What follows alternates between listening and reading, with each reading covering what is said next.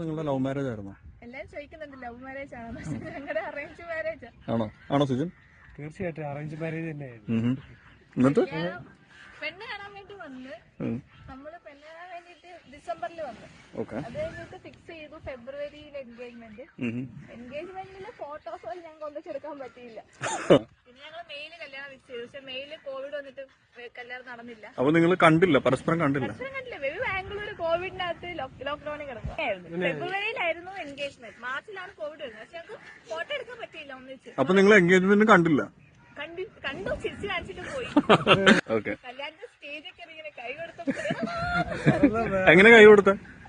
ഇവിടെ സ്റ്റേജ് കയറി വരുന്ന ഞാൻ ഇങ്ങനെ കൈ പിടിച്ചു. ഈ കൈ പിടിക്കുമ്പോ അറിയാം കിടന്ന് കൈ വിറക്കുകയായിരുന്നു.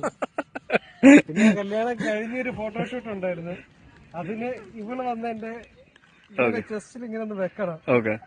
ഈ കൈ വര എനിക്ക് ഇവിടെ കറക്റ്റ് ആയിട്ട്